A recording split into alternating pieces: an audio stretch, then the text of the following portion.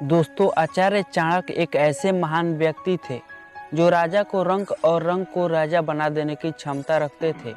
इन्होंने अपने जीवन में कठिन से कठिन परिस्थितियों का सामना किया है, लेकिन कभी भी हार नहीं मानी। चाणक्य कठिन परिस्थितियों में भी अपना धैर्य बनाए रखा और बुद्धि के बल पर अपने शत्रु धनानंद को पराजित करके इतिहास की धारा का रुख बदल दिया और चंद्रगुप्त को सम्राट बनाने में सबसे अहम भूमिका निभाई थी। चाणक्य के द्वारा लिखे गए इस नीति शास्त्र में मित्र से लेकर शत्रु तक के लिए महत्वपूर्ण सुझाव दिए गए हैं, जिसे आज भी न जाने दुनिया में कितने लोग फॉलो करते हैं। इस नीति शास्त्र में जितने भी स्टेप्स बताए गए हैं, उसे फॉलो करके आप अपने शत्रु पे विजय पा सकते हैं। नंबर 1, युद्ध से पीठ दिखाकर भागने वाले को भले ही लोग कायरता कहते हैं, लेकिन आचार्य चाणक्य का कहना है कि यदि शत्रु आपसे शक्तिशाली है या अचानक आपके ऊपर हमला कर दे और उस स्थिति में आप कुछ करने योग्य न हो, तो उस परिस्थिति में छिप जाना ही बेहतर है, क्योंकि जब सुरक्षित बचे रहेंगे तभी आप शत्रु पे विजय पा सकते हैं।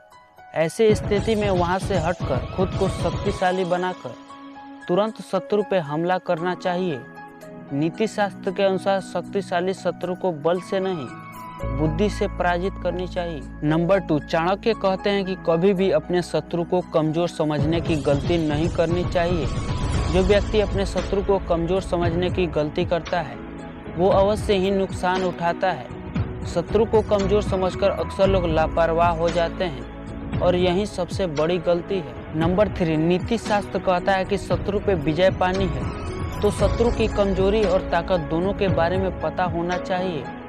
इसलिए अपने शत्रु की हर गतिविधि पे नजर रखें ताकि सही समय पर योजना बनाकर विजय पा सके।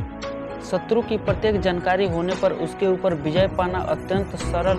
नंबर 4, मनुष्य के अंदर यदि अहंकार की भावना आ जाती है तो वह व्यक्ति अपने आप को विद्वान समझने लगता है।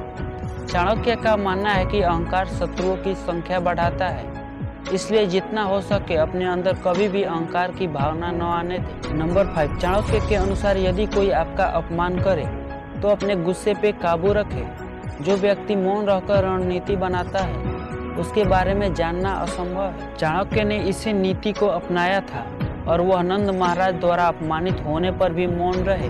उन्होंने नंद को परास्त करने के लिए चुपचाप रणनीति बनाई और अपने अपमान का बदला लेकर एक साधारण बालक चंद्रगुप्त को सम्राट बना दिया।